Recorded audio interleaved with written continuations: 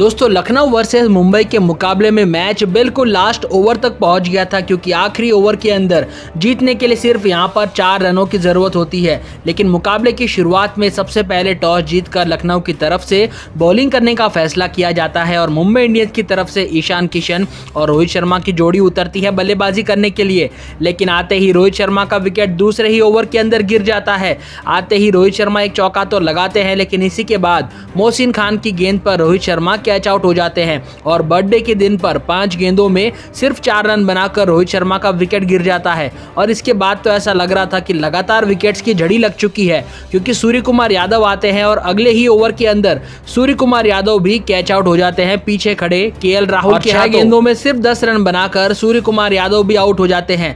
दूसरी तरफ ईशान किशन अकेले खड़े हुए थे रन्स बनाने के लिए, लेकिन इसी के बाद जब तिलक वर्मा आते हैं बल्लेबाजी करने के लिए तो आते ही तिलक वर्मा एक चौका तो जड़ देते हैं, लेकिन इसी के बाद वो एक्स्ट्रा रन्स लेने के चक्कर में रवि बिश्नोई की गेंद पर ये रन आउट हो जाते हैं तिलक वर्मा और 11 गेंदों में सिर्फ 7 रन बनाकर तिलक वर्मा का भी विकेट गिर जाता है। और इसी के बाद में हार्दिक पांड्या आते हैं बल्लेबाजी करने के लिए 6ठे ओवर में, क्योंकि पावर प्ले तक 3 विकेट गिर चुके थे और सिर्फ 27 रन ही बना पाए थे। लेकिन हार्दिक पांड्या भी आते ही पहले ही बॉल पर डायरेक्ट आउट हो जाते हैं और नवीन उलक की गेंद पर यहां पर हल्का सा बैट का एज लगने की वजह से हार्दिक पांड्या गोल्डन डक पर पवेलियन की तरफ लौट जाते हैं। इसी के बाद नेहल वधेरा आते हैं बल्लेबाजी करने के लिए और वो आकर ईशान किशन का साथ देते हुए रनों को काफ़ी अच्छे से जोड़कर रखते हैं, क्योंकि यहाँ पर 80 रन बना दिए गए थे मुंबई इंडियंस की तरफ से, लेकिन इनके 5 विकेट गिर चुके थे। लेकिन तभी 14वें ओवर की आखिरी ही गेंद पर रवि बिश्नोई ईशान किशन को आउट कर देते हैं और कैच आउट होने के बाद 32 रन बनाकर ईशान किशन का भी विकेट गिर जाता है। आखिर में टिम डेविड और नेहल वधेरा की जोड़ी मुंबई इंडियंस के स्कोर को काफी ऊपर तक पहुंचा देती है और 120 रन यहां पर बना दिए जाते हैं। नेहल वधेरा और टिम डेविड ने दोनों ने मिलकर काफी अच्छी साझेदारी करी और 50 रन जोड़ दिए थे। नेहल वधेरा ने 46 रन बनाए, वहीं पर टिम डेविड ने 35 रन बना दिए थे और आखिर तक यहां पर रन आउट होने के बाद में मुंबई इंडियंस का स्कोर 144 पर पहुंच जाता है 7 विकेट के नुकसान पर। जब लखनऊ की तरफ से बल्लेबाजी की शुरुआत हुई तो केएल राहुल और पहली बार अरशिन कुलकर्णी आते हैं बैटिंग करने के लिए।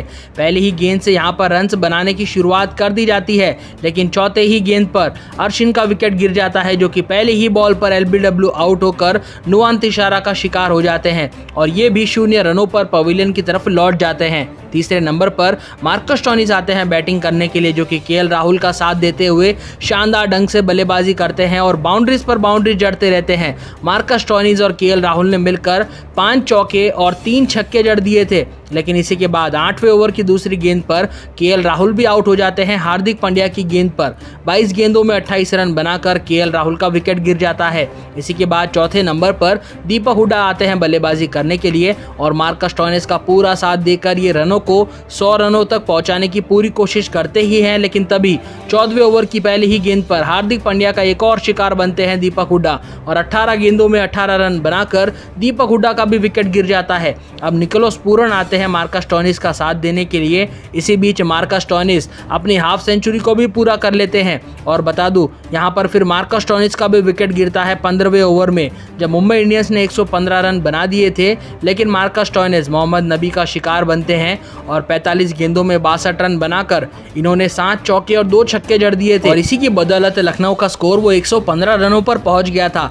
आखिर में तो निकोलस पूरन और आयुष बदोनी वो बल्लेबाजी कर ही रहे होते हैं, लेकिन तभी आयुष बदोनी भी रन आउट हो जाते हैं और इस रन आउट को लेकर काफी बड़ी बड़ी बातें की जाती है, क्योंकि आयुष बदोनी बिल्कुल भी रन आउट लग नहीं रहे थे। वो बिल्कुल क्रीज के अंदर पहुंच चुके थे, लेकिन इसके बावजूद भी थर्ड एम्पायर ने वो आउट का सिग्नल दिया, जिस वजह से केएल राहुल भी बिल्कुल खुश नहीं थे। केएल राहुल भी बिल्कुल खुश नजर नहीं आ रहे थे और साफ लग रहा था कि यहाँ पर चीटिंग की गई है। लेकिन आखिर में कृणाल पंड्या और निकोलस पूरन की जोड़ी यहाँ पर जीत दिलवाने के लिए डटी रहती है, क्योंकि आखिरी ओवर में तो जीतने के लिए सिर्फ यहाँ पर 8 रनों की जरूरत थी। पहले तो निकोलस पूरन एक चौका जड़ देते हैं और आखिर में जब यहाँ पर सिर्फ 4 रन चाहिए थे उसी समय पर एक छक्का जड़ दिया जाता है निकोलस पूरन के शानदार बल्ले से और आखिरी बॉल पर ये 6 रन आते हैं और लखनऊ सुपर जायंट्स इस मुकाबले को 4 विकेटों से जीतकर अपने नाम करती है।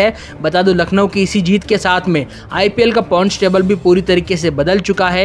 क्योंकि मुंबई इंडियंस अभी भी आईपीएल के पॉइंट्स टेबल में 9वें स्थान पर बनी हुई है और ये मुंबई इंडियंस की हार्दिक पांड्या के साथ कप्तानी में लगातार अपनी ये 7वीं हार यहां पर दर्ज होती हुई आई है और लखनऊ सुपर जायंट्स की जीत के बाद में ये आईपीएल के पॉइंट्स टेबल में 12 अंकों के साथ अब तीसरे नंबर पर पहुंच चुके हैं। तो दोस्तों ये था एलएसजी वर्सेस एमआई का मैच का हाईलाइट्स। आपको कैसा लगा कमेंट सेक्शन में लिखकर जरूर बताइएगा।